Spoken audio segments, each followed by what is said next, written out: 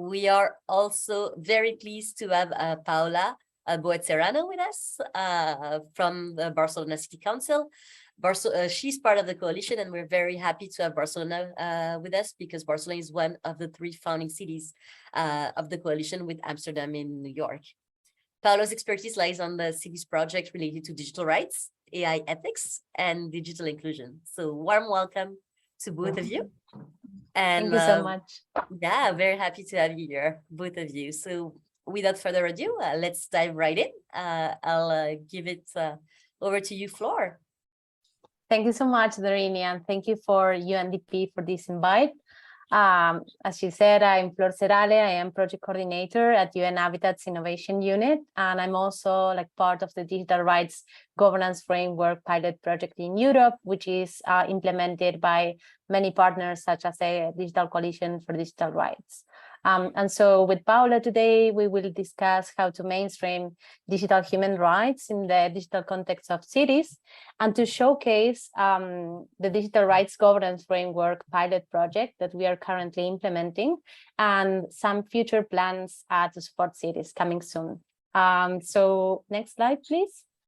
Today we have some topics to discuss. So the agenda is as follows. I will talk a bit about UN Habitat's work to promote people-centered smart cities. Then we will focus a bit on human rights and the use of technologies in cities. So understanding why it's important to improve the link between digital rights and governance of technologies in cities. Then we will tell you more about the guidance that we are developing to mainstream human rights in government's use of technologies. And then I will leave the floor to Paula to tell us more about the Cities Coalition for Digital Rights, and to let you know that already cities are committing to principles and to actions to promote and protect digital rights. And then she will also introduce the Digital Rights Governance Project in Europe and some learnings that we are having. And then we want to hear from you. So we put together a Jamboard to have a short discussion. We will use some bits of our digital rights governance from cities to discuss. And after that, we will tell you about what we call the cities, the help desk for cities. So next slide, please. Just to start, a short introduction. So for us, the People-Centered Smart Cities flagship program at UN Habitat aims to shift the focus on technology and ensure digital solutions can support a more inclusive and sustainable urban development for all. Next slide, please. But why is it important to make this shift of the focus of technology? Because we need to ensure that people living in cities become active contributors to the development of digital solutions in urban context. As you already know, local governments are viewing technology as a tool to advance in their own services, to make public services smarter in areas such as health, climate resilience, water, and transport. But they are also using digital platforms to engage with residents, and they are also deploying data-enabled systems such as AI to make better urban planning decisions. Historically, the smart city model viewed technology as a tool for optimization, for efficiency, and for more convenience. So the first waves of smart city were led by the private sector and big tech companies that imposed some digital services or systems to cities, and these resulted in silos, long-term contracts, and many challenges to use effectively technologies for people.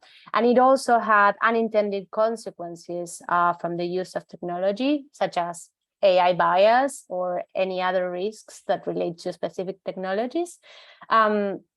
So for us, we want to talk about the next evolution of the smart city, and this is what we call the people-centered smart cities. And essentially, people-centered smart cities leverage data, technology, and services for common good, And they also foster inclusion and sustainable urban development. But what is new about this concept?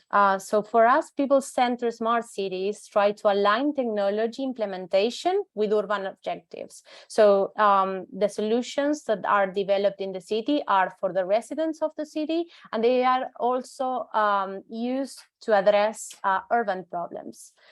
Then they have effective leadership and planning to ensure that these solutions are accessible, affordable, and sustainable. There are some areas of the city or that are currently not having the same internet access as others. There are also digital gaps in terms of gender, of specific communities, and people-centered smart cities are working towards ensuring all residents can access these solutions. But they also build effective digital governance models. So not only strong digital governance framework are needed, they also take actions to protect human rights in the digital context, and they also take actions to address digital gaps within the city. Next slide, please.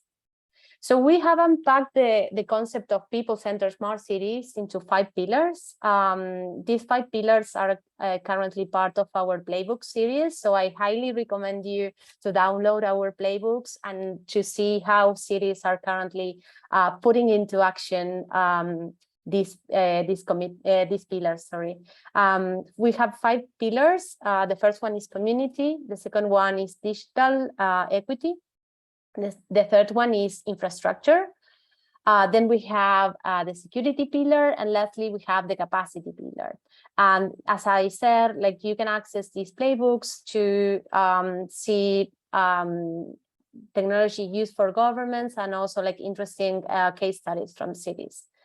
Next slide, please.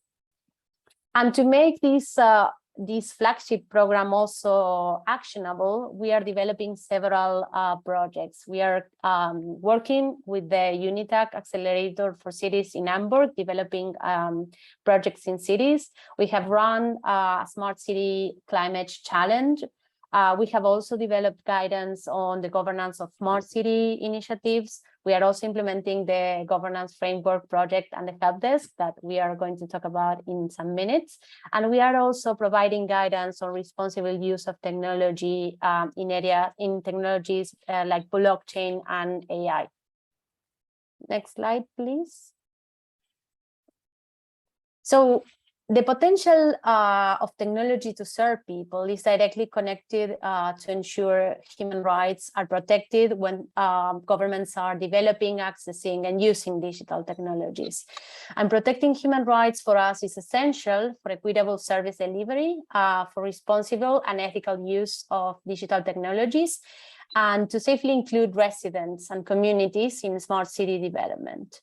And as you know, physical and digital spaces are now increasingly interlinked, and especially in cities.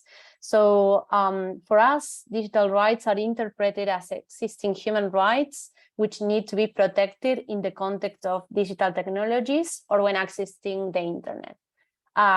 So digital rights can help as an umbrella to assess how digital technology impact previously recognized rights. And the UN Secretary General Roadmap for Digital Cooperation is already talking about the consequences of technology. And there are also some actions and commitments that member states can implement to start protecting human rights in digital context. Next slide, please. So what is at stake in cities and why it's important to govern technologies and digital rights in cities? As you know, cities are the public institutions that are nearest to citizens. So they need to ensure an ethical use of smart city technology for maximizing transparency and inclusivity through participation and representation. But they also need to mitigate the risk of deepening existing inequalities in access and use of services, and also try not to exacerbate existing discrimination of marginalized groups. And there are many things that are at stake in cities and risk, from technology, from censorship of freedom of expression, to personal information that is currently tracked, to black box algorithms that are taking decisions on social policies, and harassment and hate of speech, just to name some. Next, please. So UN Habitat and partners have been developing guidance on how to build commitments, mechanisms, and methods towards a human rights-based approach to digital governance in cities.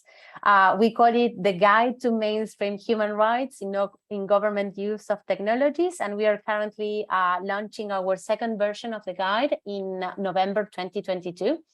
And essentially, the guide has 3 dimensions to set out foundations, structures, and tools that city governments can put into place in their digitalization strategies and initiatives to make sure that human rights are protected and promoted at all times.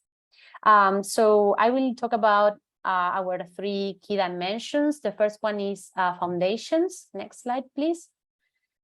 Foundations help us outline core values and commitments to integrate human rights and digital technologies. So this entails 3 different steps. First of all, having the city co-create core values related to digital technologies and human rights based on normative frameworks, but also in a consultation process with the ecosystem. So CSO, academia, also private sector developers, to make sure that these core values are also translated into specific thematic areas. I'm going to talk about our thematic areas a bit later.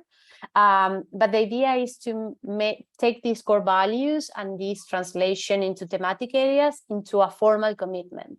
And this can be a Bill of Rights, a charter, or a declaration. It all depends on the regulatory and legal process of the cities.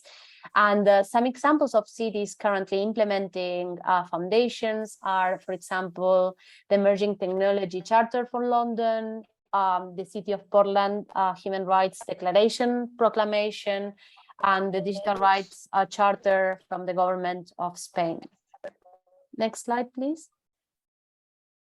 Secondly, we have structures. So structures are essentially mechanisms that can be used by city governments to embed digital rights in the structure of the city administration. And this means breaking silos and making sure that we have a whole of a government approach to govern technologies and to use them responsibly, ethically, and making sure that we protect human rights when developing services, or when people are accessing the internet or specific technologies. And we have 14 mechanisms. I'm not going to mention them all today, but for example, mechanisms under structures include forming a team with suitable capabilities to advance the connection between digital and human rights, applying human rights lens to procurement and funding of digital solutions, building a repository of human rights impact assessment for new projects, just to understand the possible risks and try to mitigate them, and then establishing an annual reporting mechanism on human rights as it relates to digital technologies.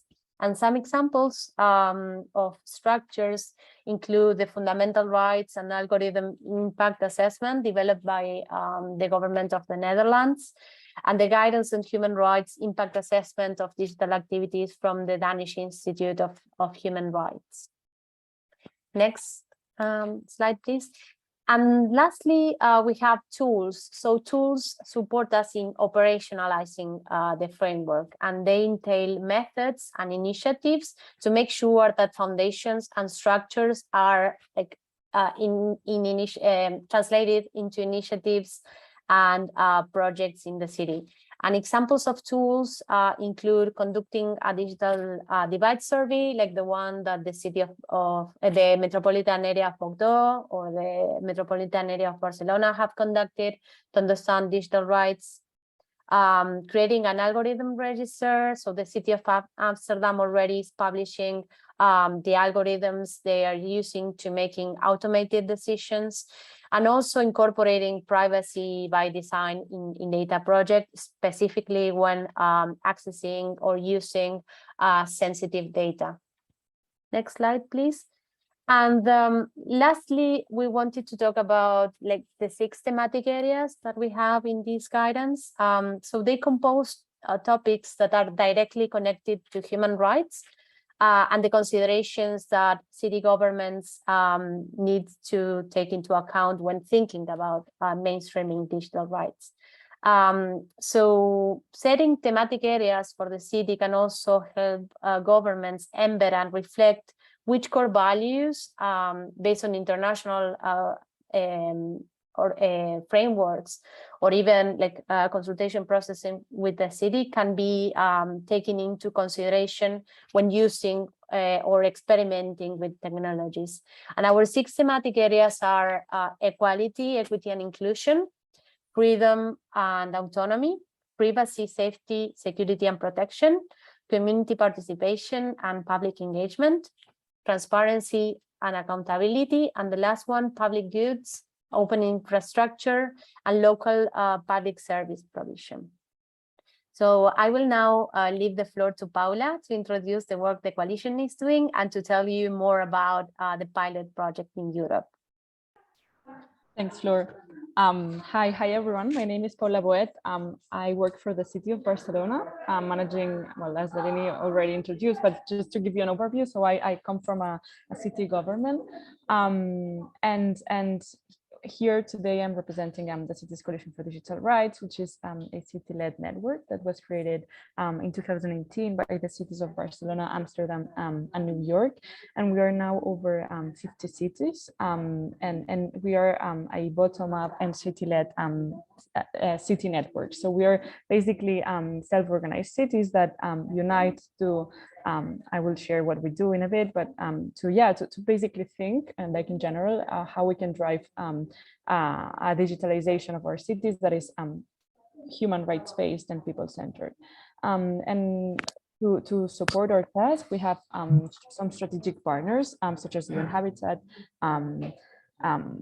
which is being represented by Flor today, but we also have Eurocities for European cities.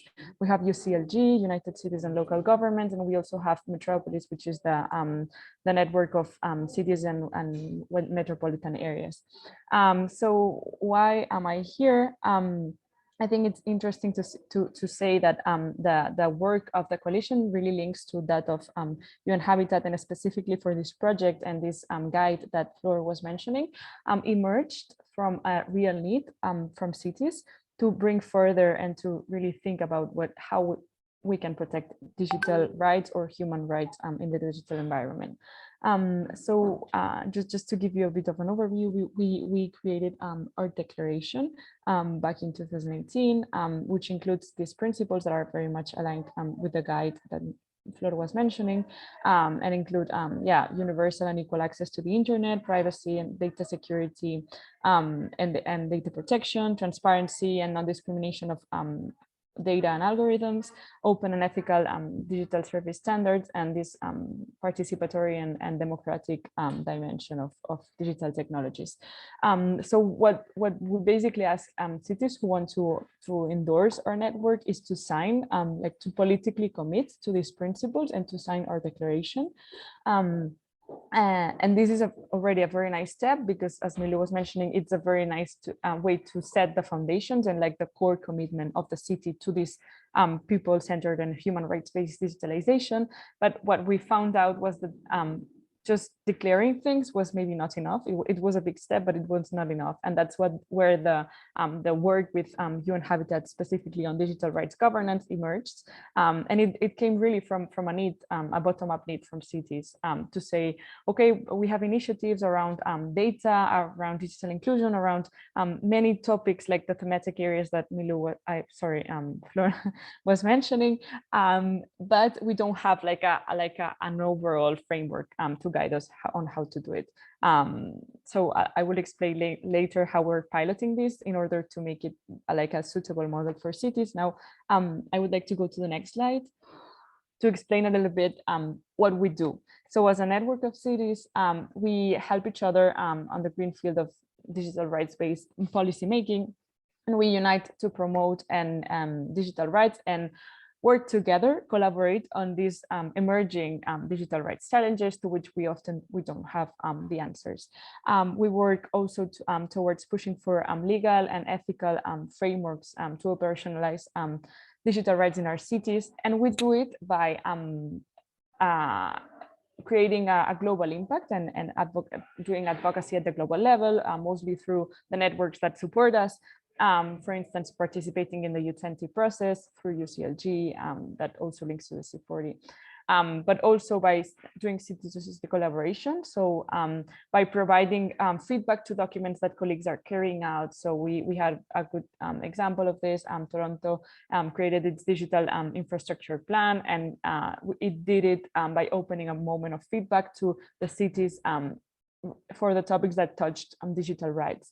But we have done it in other kind of documents and with other cities, and also with local impact. So really trying to deliver and to work together on projects that have an impact. And if we go to the next slide, I can show some examples of these projects, and one that really links to this local impact would be the Applied Digital Rights Initiative. This project was consisted of pairing cities with academics to solve some challenges, and it aimed at designing the whole process of how to solve that challenge. And it had a direct relationship with the local impact. And we also carried out this Citizen Voices for Digital Rights project, which was done with the cities of Tirana, Milan, Amsterdam, and Bordeaux. And it consisted of creating a series of engagement workshops where citizens participated and said what they would like what they would like city governments to have into account when it came to decisions made based regarding digital technologies.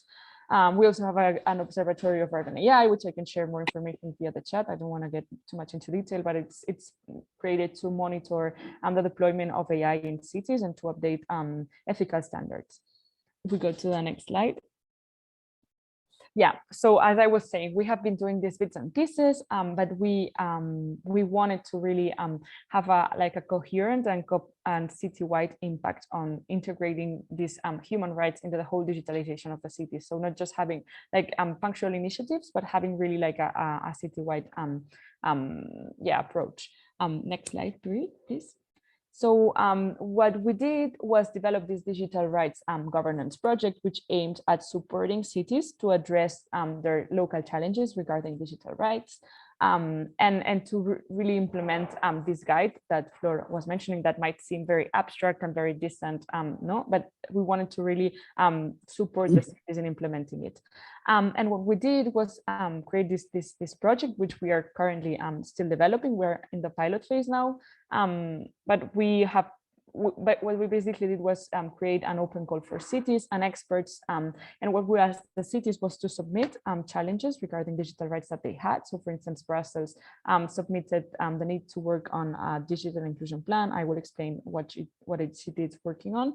And we looked for experts in all the thematic areas and with different fields of expertise. So whether it's policy or legal or technical experts in the fields that related to digital rights.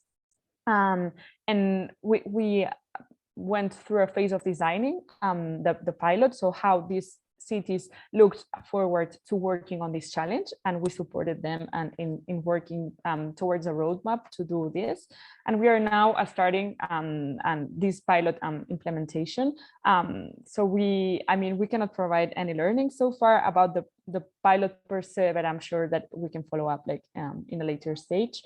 And what we will do until January 23 is really work with the cities teams to address the challenges that I will explain in a second, and then we will scale it up, and we will as we will explain later on, we will put and really like make sure that all these learnings are integrated in the help desk platform for cities that we are building. So if we go to the next slide. We selected 4 cities in this open call. It's the cities of Dublin, Brussels, Sofia, and Tirana. And I just want to give a disclaimer there. It was only European cities because we had funding only for European cities. But we, as I would say before, we look forward to doing this in other regions.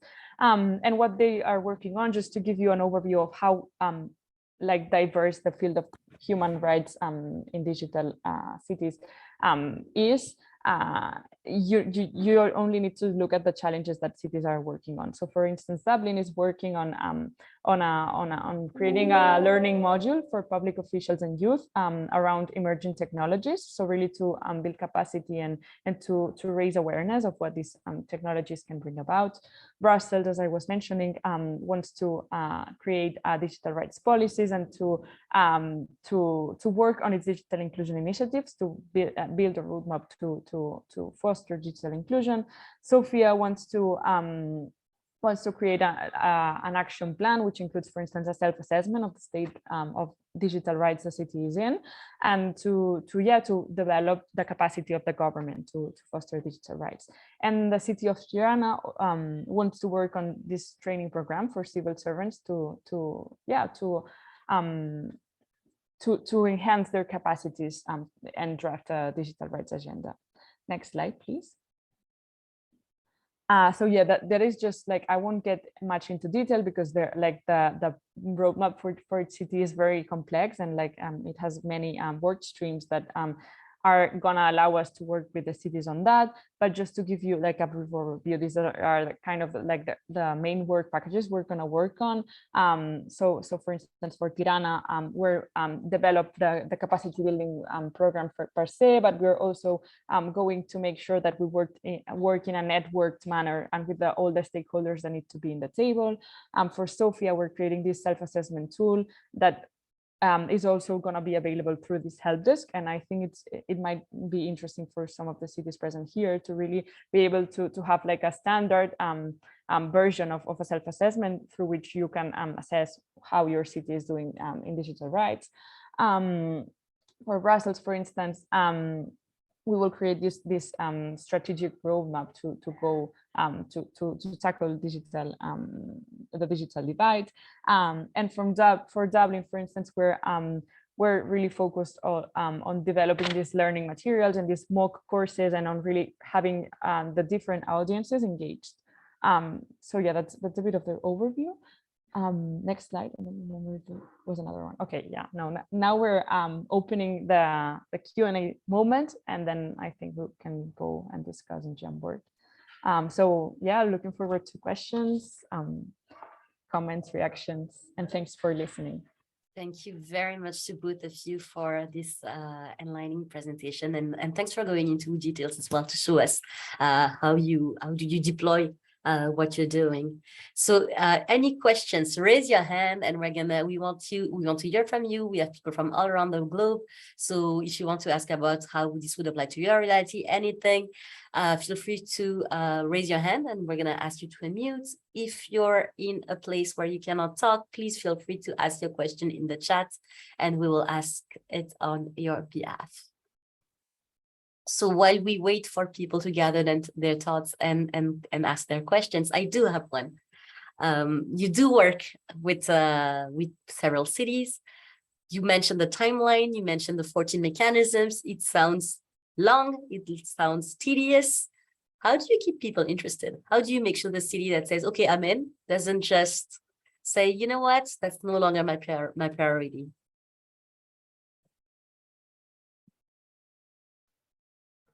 Do you want to start, Paula? I would just start with just a very brief reflection about the topic per se. I think we are dealing with a topic that puts us in the spot. Like, if we don't do it right, like we don't govern digital technologies right, the risks are super big. So I think this is a topic that is very I don't know, I see it in the coalition with the cities that we work on. It's a very sensitive topic, and cities really want to do something. And you know, you merge human rights and the protection of fundamental rights with something that could go terribly wrong, and you have motivation. Of course, it's not always like roses, and there's also I think you really need to develop a closeness relation with the cities, so that they don't feel you're just patronizing or going there to tell them what to do. It's also really involving people in the conversation and creating these like really close personal links. Also really, I think one of the learnings that we've encountered is that people, you need to find this balance between not being patronizing but also not leaving things super open. So I think it's good to have clarity and to really let people know what you're going to work on, and that keeps engagement up. So I don't know, Flor, if you have anything to add. Yeah, I feel that like all the partners in the project have become like critical friends to the cities we are currently working in. Like, as you know, and what Paula mentioned, like this area is super siloed. So we are like at the same time, while implementing the project, breaking internal silos in cities, and that is like critical for us. We are supporting them throughout the process of getting to know each other, to have to enhance collaboration with the community, because throughout like some of the workshops we also invite external stakeholders that were part of this agenda without like them like even having any contact before. So as you said, Darini, like this is a really like a long and extremely important project. I also believe that the fact that we have experts and this expertise reflect into the different thematic areas of the framework also support us like in making sure that cities have the support they need, not only for this pilot, but to solve their own digital rights challenges or their own capacity building programs. And well, something that that Paula showed, like as you can see, like these projects start with a capacity building, or like one of the needs that were identified by cities is first like work on internal capacities to then open up the floor to start a conversation with the community on digital rights. So they have different maturities, but at the same time, some challenges are the same. So now in the pilot phase, we are trying to find moments of peer learning, so they can also like come and learn from each other, learn from experts. The experts that we have in the group, like they have also implemented strategies, and they also like managed technologies at some point or did research around ethics. So for us, it's important to try to find those moments. One moment will be the Smart City Expo in Barcelona, where we are trying to have a moment for them to network with each other physically, now that our COVID restrictions are almost away. But yeah, I mean, it's challenging, but at the same time, it's like completely relevant. So like, I think that gives us the energy to continue working, and we will be working till April next year. So yeah, more details about the pilots and the results will come next. Thank you. We appreciate how challenging it could be, especially as it varies from cities to cities. We do have a question from Hamed, who is tuning in from Morocco. Hamed, I can see you with your video on. Would you like to unmute yourself and ask your question?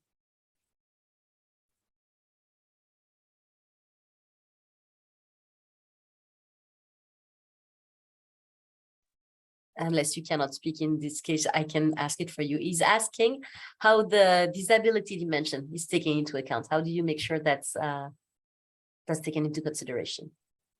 Yes, so in many and well, almost all of the pilot projects during the design phase, and when running these workshops, these co-creation workshops with internal and external stakeholders, the disability dimension appear, because of course, when thinking about accessing and using digital technologies, there are still gaps in terms of how like the platform, the government platform looks like from a disability dimension. There are some countries that have guidelines for taking into consideration disability issues such as colors of the web page, or like having specific buttons. There's also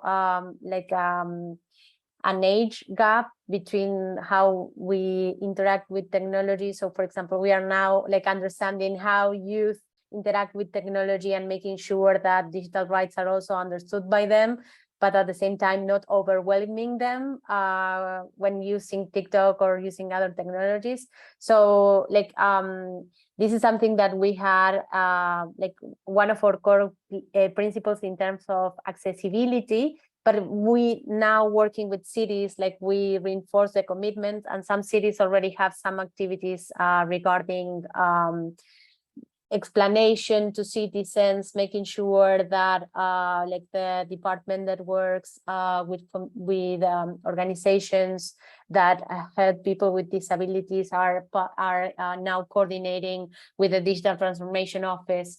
So we have, as I said, like a part of coordination, but also action in terms of like making these solutions also explainable and accessible for all.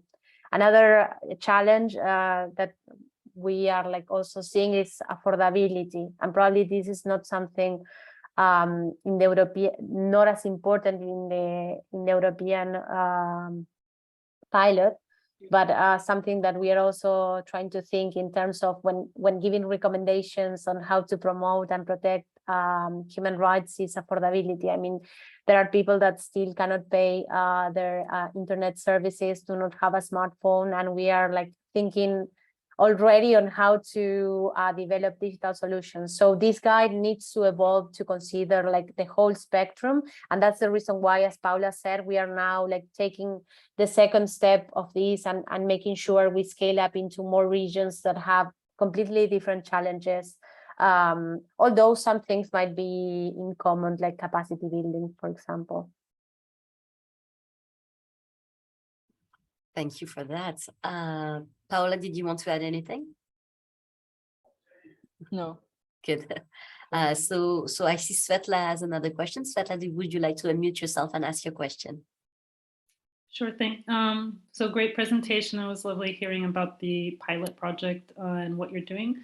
I just wanted to ask, in terms of assessing the needs in each of the cities, how do you go about that? Do you have a framework that you use that's in place already, so that you can have, because probably you're looking at particular aspects to the needs in each of those cities, so you already have an idea of what you'll be looking for. So is that something that you bring with you, or is it, again, something that you co-create with the city governments? And then who actually implements that? Yes, so probably I can start, and Paula, please help me, back me up. So the first thing I would say is that like these pilots connect to the challenge the city submitted in the open call. So there we identify the specific need and the specific problem that the city is facing. In the design phase, what we try to do is try to connect that challenge with a system analysis to understand specific needs, blockers, opportunities for the city, and also try to think how the guidance that I explained in the guide, which is like our framework or our approach to mainstream human rights when using digital technologies, can be put into action. So we use, when we run the workshop with external stakeholders, what we did is to make them think strategically on how the activities that they are implementing in the pilot phase will contribute to implement a digital rights agenda in the city. This doesn't mean that by January they will have a charter or bill of digital rights.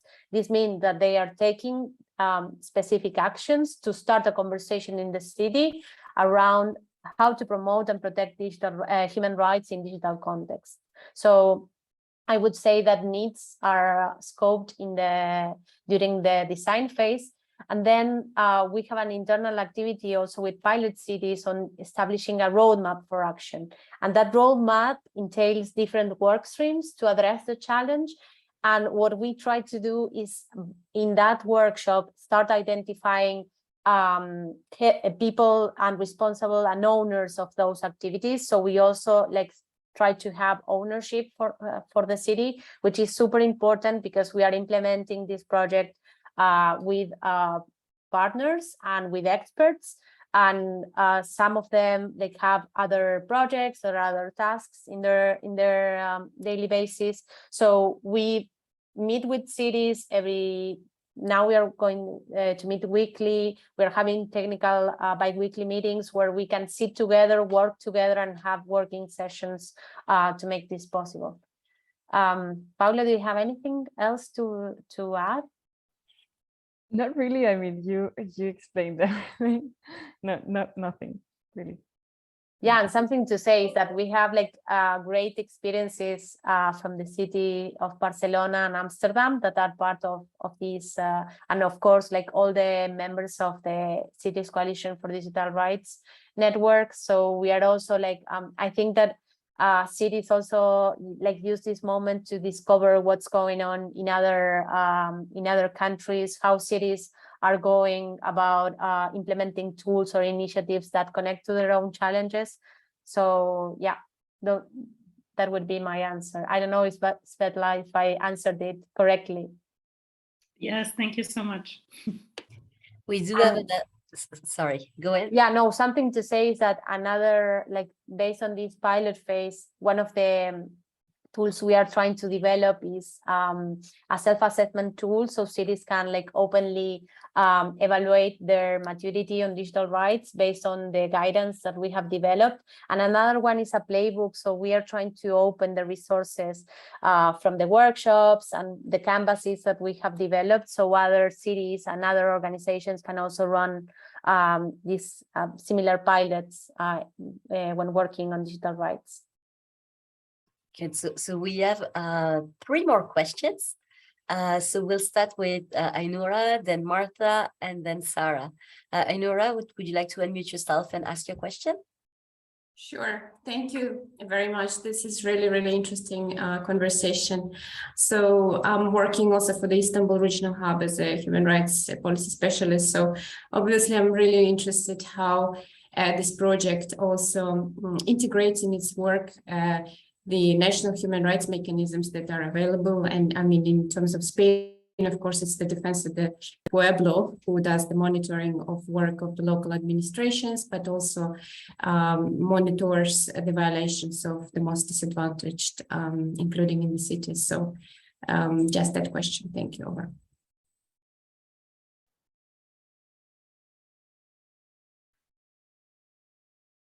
Should I jump in, Flor? Yeah, I saw you unmuted, so I didn't. Yeah, no, I would say we're still in this design phase. So we kind of are in the phase of mapping. And for some cities, we detected the need to link to these national institutions. We cannot like, and I see there's another question on how we're working with human rights defenders. So for now, we've been, and I think this is interesting to contextualize. So we work a lot with like the more like innovation digital parts of the city. We also brought in these other stakeholders in the city that needed to be there, and other civil society organizations. But yeah, so far, on the basis of each challenge, we kind of contact and reach out to these institutions and other stakeholders and other human rights defenders. So there's not like a one-way approach, but it's more like I'm seeing in what case who we reach out to. Yeah, I don't know, Flor, if that answered, you would like to add anything else? Yes, I mean, like it depends on the pilot in particular. Like already when we did this stakeholder mapping, when we looked at like the different actors that should be involved during the pilot phase, these institutions were mapped. The idea is that during the pilot phase, we should also like reach out to these institutions to tell them more about the pilot project, but also like to find ways and enabling collaboration between the pilot city and the national institutions. But as Paula said, yeah, it all depends on the pilot itself, and we are currently like trying to to find a way to engage also with human rights defenders, for example, through roundtables where they can provide feedback on specific like parts of the pilot. For example, if the city is drafting an action plan to work on digital rights, invite them to a roundtable. And for that, I mean, all the cities are our counterpart in making sure that these people are also represented through the roundtables and the events that we host. And I would like to add a reflection that is that the field of human rights in the digital environment is still something that's, I feel like everyone is kind of exploring. And we first talked about digital rights, which was associated with like the classical rights of the digital sphere, like data privacy or like, you know, these classical ones, but we're shifting more towards this human rights based approach, like a wider approach. So I would say that we're in this journey, we're encountering that we need to add people in the conversation that we didn't have first into the conversation. No? As I was saying, we work a lot with like the smart city or innovation department or like the digital. And what we found out is that we were not having like the, I don't know, more like social or human rights offices in the cities, and that we need to have them on board. So that's already like one learning that we can share. And I can say like from the experience of Barcelona, for instance, like I work in the more like very close to the IT department, like in the more like innovation unit, smart city, like as I was mentioning, and we don't have like a close relationship like with the city's ombudsman or like the human rights office. So that's a need that's there. But as I was saying, this is a very, it's not new field, like it's been going on for but the importance of including the human rights perspective into this field is kind of new in cities, as weird as it might sound. No, it's something that had been seen as, yeah, no, we just digitalize and we just don't care. We just like create this smart city that's full of sensors, that has very technologies that create inequality, and that has, I don't know, super black box algorithms, and we don't care. But now we're seeing the importance, and we're seeing that it's not just about privacy or like data governance, it's a wider approach. So yeah, I think I really like those questions today because they are part of this working process that's forcing also city governments to go beyond like the classical stakeholders when talking about smart cities. And yeah, I don't know. Yeah, one of the learnings that Paula mentioned is like in the open call, we ask about political commitment, and we ask about like resources or capacities that cities should have to help us implement the pilot. However, like we could at some point, if we run another open call, ask about this relationship between the office that is applying and the human rights department. So yeah, thank you so much for raising this question. You're already like giving us ideas on how we can implement that. Sarah, we'll get back to you in a minute to make sure you got all your question answered on on human rights defenders. But before that, Marta, you had your hand up. So would you like to unmute yourself and ask your question, please? Yeah, once again, thank you so much for this. You're really raising some interesting topics, and I really enjoyed the question before because it was all about, you know, stakeholder engagement. And I wanted to focus a bit more about, again, on political engagement, if you don't mind, because of course the urban environment that you're working in is hectic and constantly dynamic, right? That's just one of the aspects of urban environments. And I was and of course, local governments are the ones that run it to a certain extent. And I was wondering, how do you expect that, you know, the short policy cycles and the ever-changing political inclinations within local administration will affect your pilot? And how do you have any tools to kind of mediate and to show different political inclinations that, of course, your project makes sense? I would say mostly through integrating structures, as you do with other kinds of things. We in Barcelona, for instance, we have procurement clauses that are social and responsibly and environmentally committed. So, for instance, through these structures that remain, that are kind of more on the technical side, but that were maybe implemented because of a political push, you can make these mechanisms remain even if the governments pass. Of course, there can be changes, but it's through the structures or by implementing this like figure of a digital rights ambassador or the giving like the digital rights or human rights mandate to the ombudsman, you know, by integrating these principles into like the daily work and the structures that already exist. So creating these algorithmic standards for procuring algorithms. So all these kind of things really kind of allowed to integrate and remain even if governments change. But I would say it's like everything.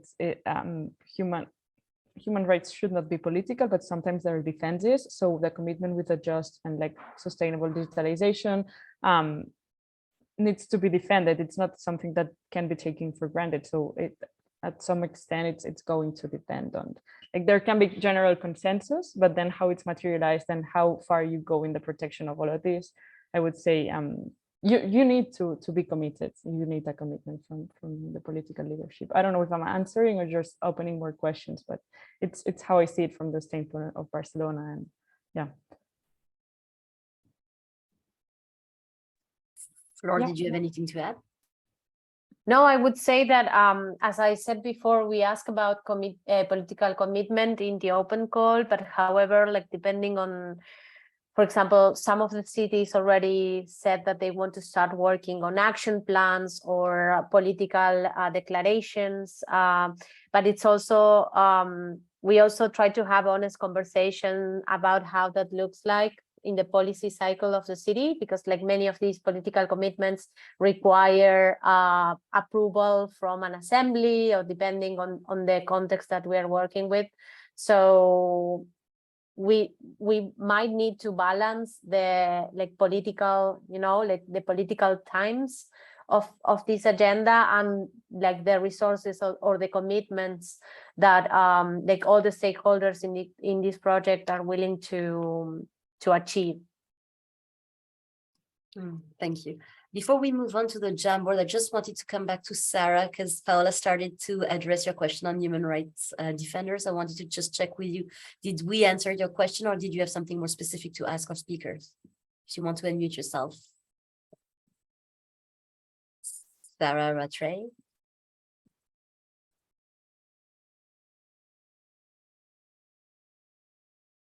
I'm thinking that as we answer the question. So Hopefully. So Flor, over to you with the Jamboard. Yes. So given that we have a really diverse group of people in this room, we prepared a Jamboard. I'm sharing it in the chat. I'm going to share my screen right now. The idea is for us to have a conversation and to have some insights from you on which are the challenges of working on digital rights in the cities that you are currently living or you are currently working with. And we divided the Jamboard into our thematic areas. So it's also simple. Can you see my screen? Yes. Yes, okay. I don't know what's happening. Okay. So the idea is we now have 20 minutes because we want to tell you more about the help desk to try to get from you which are the challenges of working on digital rights in your city. And you can put those challenges into the challenge regarding digital inclusion, freedom, transparency, community participation, privacy, public goods and infrastructure. And many of these challenges are also something that we discussed during Q&As. So also like feel free to add anything that we have discussed, for example, reaching out to digital rights defenders, thinking of the political cycle of these commitments, having the risk of like change of administration. Like feel free to help us understand how to work with people with disabilities or cities that are not currently being inclusive with people with disabilities. So feel free to add your answers. If you haven't used Jamboard before, in your left, you have what I have here as nota adhesiva because I have it in Spanish, but it's a sticky note. So you can put your answers there. And if you are not able to access the Jamboard, you can also like open your mic, and we can also make sure that we add your answers into the Jamboard.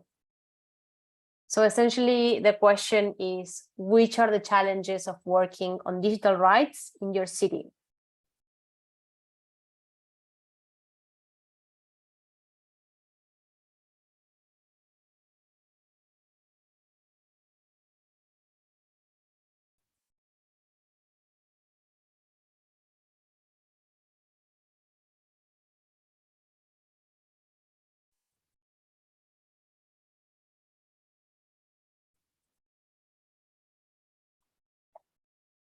Yeah, I can see any education during COVID and digital solutions for remote learning. That is also an example from the metropolitan area of Barcelona, right? They run a digital gaps assessment, and they realized like the gaps that the metropolitan area had as opposed to just when analyzing the city. And it was done during the context of COVID, understanding that some families had challenges for doing remote schooling or for like communicating. In some countries, for example, teachers are using WhatsApp and we already know that some tools like WhatsApp do not completely protect human rights. There have been like issues of misinformation and a lot of other challenges. Regulation not in place, yes. Not only at the local level, but some countries do not even have data protection laws, or if they have them, they have challenges of implementing them.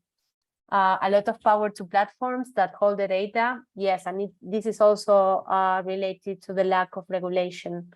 So in contexts where digital rights are not part of the formula of digital transformation, the outcome is that citizens are not protected when accessing these platforms. Yes, the regulation lags years behind the problems that people are facing.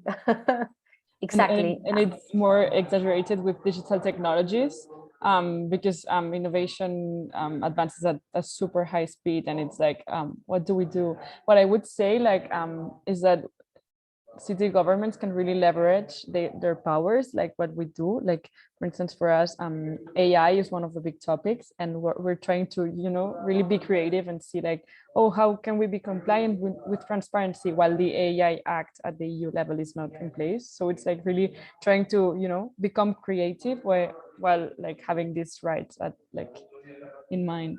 Yeah, it's interesting. I like the comment from Italy because I have experienced it with my husband's parents. The aging population and the low digital skills are something that is not currently taking into consideration when accessing specific services such as ID digital systems. So yeah, I hear you. And then we have this balance, right? The I don't care, I don't have anything to hide, and the fact that we still need our human rights to be protected, especially when there are harassments online, when people are talking about the metaverse and there are already human rights violations in those spaces. So yeah, also we need to convince the people that say, I don't have anything to hide or I don't care, to make them, to convince them and keep them aware that this agenda is also important, even for people that are not currently caring about their rights or what they show in social media, for example. Communities not understanding the relevance of digital rights, yes. So in the example of Tirana, that it's one of the pilot projects, they last year celebrated some digital rights events with communities. They have a lot of learnings there. And now we are trying to work with them on how we can upscale those engagements. Other pilot cities such as Dublin also are like thinking on how to like go to the spaces where communities are to have conversations around digital rights.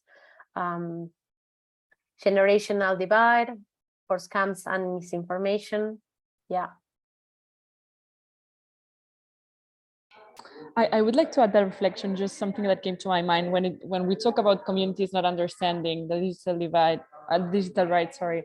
It's usually because of the gap that I was mentioning. No, we see digital technologies as something that's there that we don't understand, but it's really something that's affecting our basic human rights. And I really like the city of Portland in the US. They have created, they are developing their surveillance policy and involving communities. And what they do to really have everyone on board is they pay community leaders to engage with these grassroots organizations and these communities and really have them on the table. Because what I think is important for city government is not to talk like in technical language about digital technologies when they touch human rights, because you won't have people at the table. No, you need to really see how you deliver these messages, how you involve people. And I mean, there also needs to be an interest to involve these people as well. So yeah, it's a nice reflection.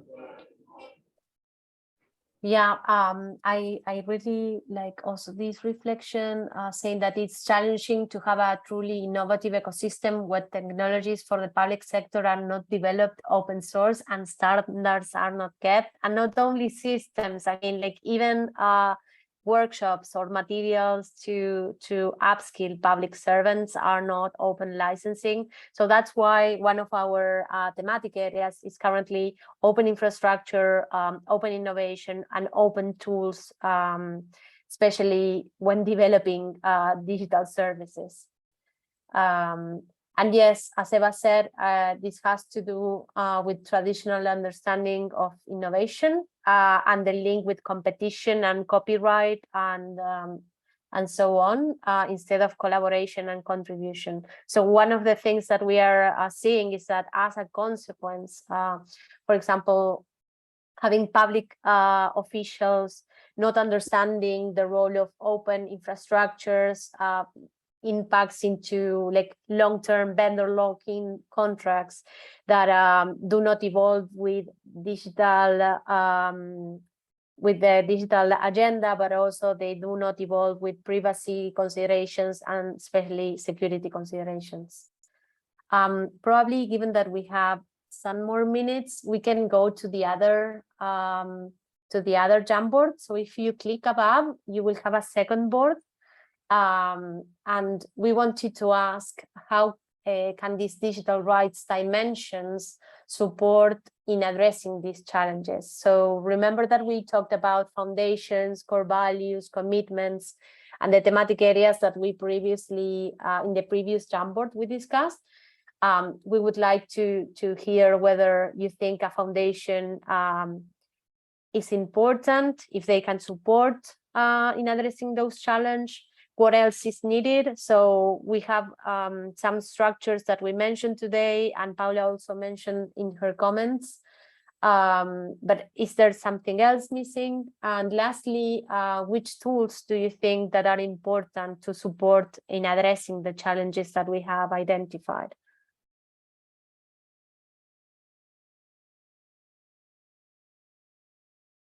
I would make homework also in the meantime and add a slide on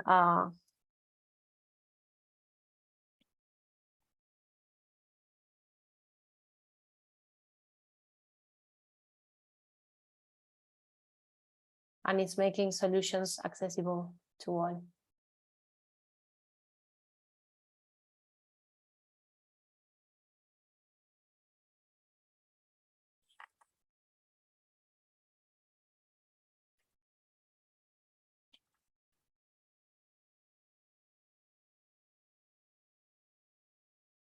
Collect realities from different actors, governments, private sector, communities, exactly.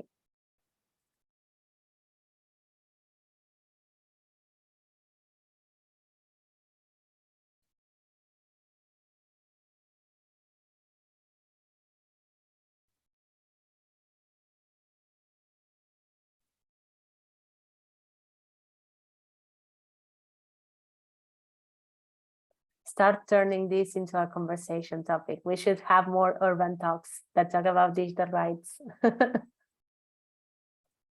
Darini, sorry, I'm putting you on the spot. You know you're welcome anytime.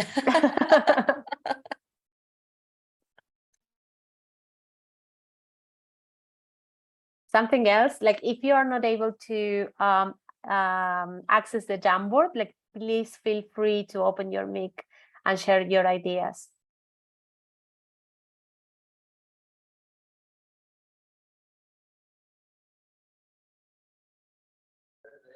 Oh, so maybe just because these three dimensions might be a bit intimidating, just if you want to give reflections in general on how you see all of this that we've been talking about, like translating into your context, into your city, and what could be done, like what is in place, what could be done, like let's open this conversation. And there's Eva, yes, I you have see a your hand raised. Hi, hello. Thank you for the presentation. It was really good. And I'm very happy to hear more details about the initiative. So my name is Eva. I work for Civic Software Foundation. And among lots of things, we develop software and tech solutions for institutions as well. We do these technologies based on like being aware of the context, in which we call context-aware technologies. And I really like the point that Paula was making earlier about not being patronizing with working, with the cities. And then Flor, what you were saying that they have similar challenges, and also there's this peer learning. And now that we were speaking about, involving community organizations or defendants of human rights, I think it's very important that we keep the same mentality in how are you going to approach those communities that have been traditionally overworked and underfunded and exploited. No, I think it's so important to bring everybody at the table, but it's so important to think, how is this discussion being done? How are they being compensated? How do we make sure that involving people who have these experiences is compensated properly, so their time and their effort is not extracted? And I think sometimes when we think about participation, it's easy to think that just bringing people will do it. But yeah, I'd like to add that actually there is so much thought that we have to put into that. And this is, for example, something that we try to do every time we work with cities and municipalities. And we see that actually it does make a difference. Yeah. I completely agree to what you say, and especially because in some contexts and especially in some cities, if we didn't have human rights defenders in place at the local level, we couldn't advance with the digital rights agenda at all. I mean, they are the ones that are currently facing surveillance, they are defending people that are harassed online. So yes, of course, something that well, I will talk about the digital help desk for cities in a minute, but we are trying to find ways of also like making sure that we engage with civil society organizations and human rights defenders to make this possible. But as you said, we also need to make sure that we compensate them and we don't like extract. For example, when working, this also happens when working with communities. Yes. I mean, we have to make sure that we do not extract or not take advantage, because it can be unintended, but at the same time, like extracting information without building back or giving something back is something that we really need to think and plan. Yeah. Thank you so much, Eva.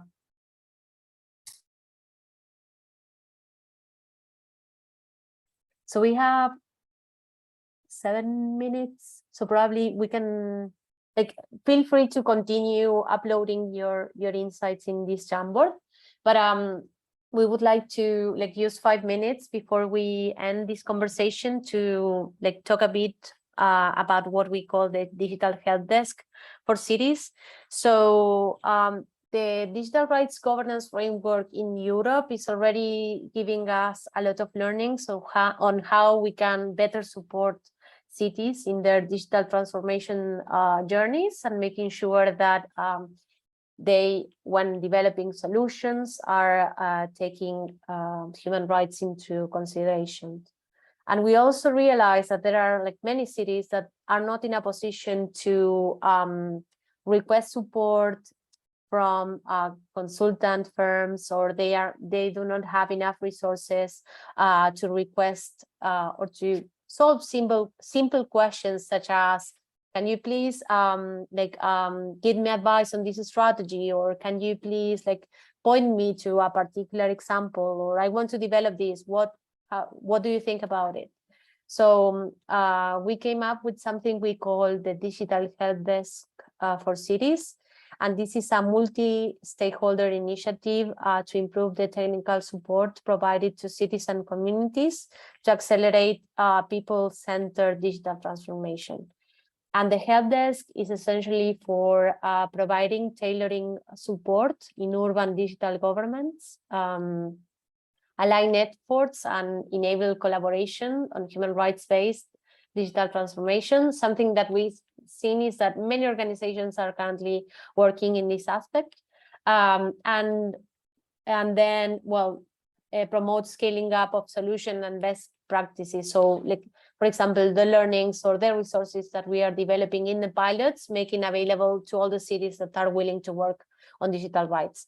This is not only for digital rights, it's for digital urban governance. It can be a digital inclusion challenge. It can be something that relates to digital rights, but it also, we want to hear from cities and communities that are thinking on how to develop technologies that can work for solving urban problems.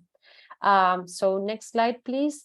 We are launching this platform in November next month, but there are different ways in which we are seeking collaboration. We are looking for partners to collaborate with us, with the Cities Coalition for Digital Rights, with UCLG and other partners in this project. We are also looking for people to support the help desk, so help us fund and make this help desk sustainable. We already know that this type of guidance cities might need, because we are experimenting throughout all our projects at the people-centered smart cities, that cities need this kind of support. And then we are also might open a global call on what we call the technical advisors group. This is something similar to the experts that we have for the pilot. But if there is any organization or a person willing to provide support, the platform would be an opportunity to match the need from the city with the expertise of an advisor. And also, we are seeking for ambassadors of this help desk and all the work that we are doing in collaboration with the coalition, and also in our work in UN Habitat. So that is all from us today. I would like to thank you all for the time. This has been an incredible opportunity to tell you more about what we have done so far and what are our plans in the future. And you can see our emails there. Reach out to us with any question or anything.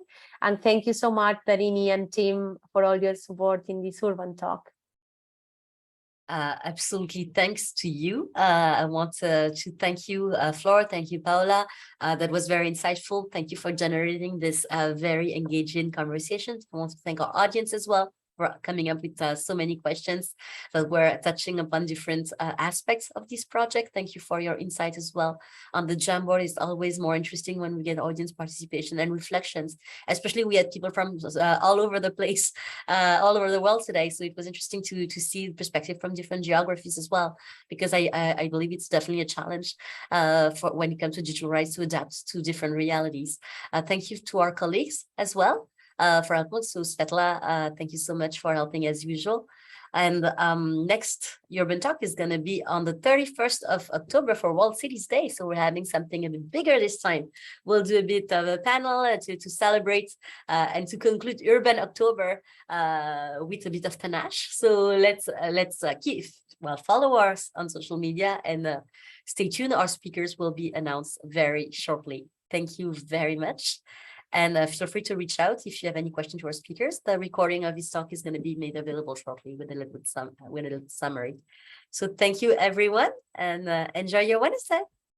Thank you all. Thanks, everyone. Thank you. Bye.